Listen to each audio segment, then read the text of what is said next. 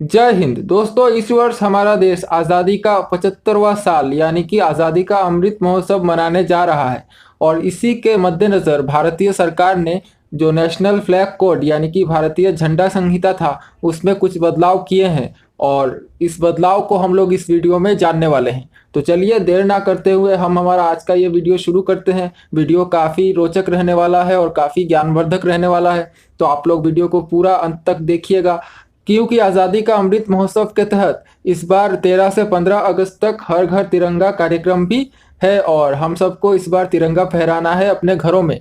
तो इसी के मद्देनज़र ये वीडियो आपके लिए काफ़ी इम्पोर्टेंट हो जाता है और आप लोग इस वीडियो को अंत तक देखिएगा और जुड़े रहिएगा ताकि कोई गलती ना हो हमसे तिरंगा फहराने में। तो चलिए और देर ना करते हुए हम हमारा आज का ये वीडियो शुरू करते हैं। तो देखिए, भारतीय तिरंगा भारत की आन बान और शान है और ये भारत की स्वतंत्रता का प्रतीक है। भारत की जो आज़ादी की लड़ाई है उससे जुड़ा हुआ है। तो इस बार जब हम तिरंगा फहराने जा रहे हैं उसी के मद्देनज़र केंद्र सरकार ने जो राष्ट्रीय झंडा संहिता है उसमें कुछ बदलाव किए हैं और इसके तहत अब हम लोग रात को भी तिरंगा फहरा सकते हैं। पहले सिर्फ सूर्योदय से लेकर सूर्यास्त तक तिरंगा फहराने की अनुमति थी। अब हम तिरंगे को चौबीसों घंटे शान से फहरा सकते हैं। तो देखिए, अब हम लोग देखते हैं और क्या बदलाव किए गए हैं फ्लैग कोड ऑफ इंडिया में। यहाँ पर देखिए, भारतीय राष्ट्रीय ध्वज का प्रदर्शन, फहराना और उपयोग भारतीय झंडा संहिता जो 2002 में आया था और राष्ट्रीय गौरव अपमान निवारण अधिनियम 1971 के तहत आता है। मतलब जो नियम है, जो कानून है इससे जुड़े हुए, तिरंगा फहराने से जुड़े हुए, वो आते हैं भारतीय झंडा संहिता 2002 के अंतर्गत। तो इसी में अभी बदलाव किए हैं केंद्र सरकार ने। देखिए, 20 जुलाई 2022 को एक आदेश के जरिए भारतीय झंडा संहिता 2002 में संशोधन किया गया। इसके बाद भारतीय झंडा संहिता 2002 के भाग 2 के पैरा 2.2 के खंड 11 को अब इस तरह पढ़ा जाएगा। मतलब जो बदल दिया गया है, जहां झंडा खुले में प्रदर्शित किया जाता है और किसी नागरिक के घर पर प्रदर्शित किया जाता है, इसे दिन रात फहराया जा सकता है। इससे पहले तिरंगे को केवल सूर्योदय से लेकर सूर्यास्त तक फहराने की अनुमति थी। तो ये काफ़ी अच्छी बात है हम सब के लिए और हम सब अब शान से तिरंगा फहरा सकते हैं चौबीसों घंटे। इसी तरह झंडा संहिता के अन्य एक प्रावधान में बदलाव करते हुए सरकार ने राष्ट्रीय ध्वज हाथ से काता और हाथ से बुना हुआ या मशीन से बना होगा। यह कपास, पॉलिएस्टर, ऊन, रेशमी खादी से बना होगा। पहले मशीन से बने हुए कपड़े के बने तिरंगे को फहराने की अनुमति नहीं थी। इससे पहले मशीन से बना एवं पॉलिएस्टर से बना राष्ट्रीय ध्वज के उपयोग की अनुमति नहीं दी थी केंद्र सरकार ने या फिर जो राष्ट्रीय झंडा संहिता है उसने।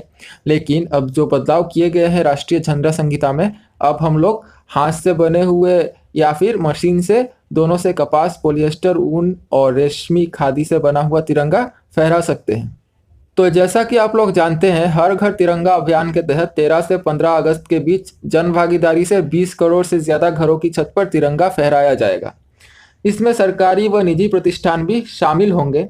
इस अभियान को लेकर प्रशासन जोर शोर से तैयारी कर रहा है और हम लोग देख रहे हैं हमारे चारों तरफ जो अफसर हैं सभी जुटे हुए हैं इस तैयारी में कि किस तरह हर घर तिरंगा अभियान को सफल बनाया जाए। तो इसी के लिए केंद्र सरकार ने 3 तरह के झंडों के उत्पादन की व्यवस्था की है और ये झंडे हम लोगों को उपलब्ध होंगे डाकघरों में और साथ ही इसको हम लोग ऑनलाइन भी खरीद सकते हैं। ये अभियान इस साल स्वतंत्रता के 75 वर्ष पूरे होने के उपलक्ष्य में शुरू किया गया है। यह अभियान नागरिकों के दिलों में देशभक्ति की भावना पैदा करने के साथ ही राष्ट्रीय ध्वज के प्रति जागरूकता बढ़ाने का काम भी करेगा। हर भारतवासी को अपने घर में तिरंगा फहराने के लिए अधिक से अधिक प्रोत्साहित करना इस अभियान का मुख्य उद्देश्य है। लेकिन तिरंगा फहराने से पहले हम लोगों को फ्लैग कोड ऑफ इंडिया के बारे में जो जानकारी है वो जानकारी रहना ज़रूरी है, ताकि हम कोई भी गलती ना करें हमारे इस देश के शान को गौरव से फहराने में। तो तिरंगा फहराने से पहले हमको 7 बातों का ध्यान रखना ज़रूरी है। इसके अलावा जो फ्लैग कोड ऑफ इंडिया है उसको भी जानना ज़रूरी है। तो इस वीडियो में पूरा फ्लैग कोड ऑफ इंडिया तो मैं आपको नहीं बता पा रहा, उसके लिए एक और वीडियो मैं बनाने की कोशिश करूंगा। लेकिन जो 7 इम्पोर्टेंट बातें हैं वो जानना हम लोगों के लिए ज़रूरी है और आइए देखते हैं वो बातें क्या हैं। देखिए, झंडे का प्रयोग व्यावसायिक उद्देश्य के लिए नहीं किया जाएगा, यानी कि झंडे का प्रयोग हम लोग किसी भी कमर्शियल मतलब उद्देश्य के लिए नहीं कर सकते। किसी व्यक्ति या वस्तु को सलामी देने के लिए झंडे को नहीं झुकाया जाएगा। ये हम सभी को आशा करता हूँ पता है। झंडे का प्रयोग किसी वर्दी या पोशाक के रूप में नहीं किया जाएगा। झंडे को रुमाल, तकिया या अन्य किसी ड्रेस पर नहीं छापा जा सकता। इसके अलावा झंडे का प्रयोग किसी भी भवन में पर्दा लगाने के लिए नहीं किया जाएगा। किसी भी प्रकार का विज्ञापन, अधिसूचना, अभिलेख ध्वज पर नहीं लिखा जाना चाहिए। ये हम सबको ही पता है, ध्वज पर किसी प्रकार का मतलब दाग नहीं होना चाहिए या फिर किसी भी प्रकार का विज्ञापन, अधिसूचना हम झंडे पर नहीं लिख सकते। झंडे को वाहन, रेलगाड़ी, नाव, वायुयान की छत इत्यादि को ढकने के काम में इस्तेमाल नहीं किया जाएगा।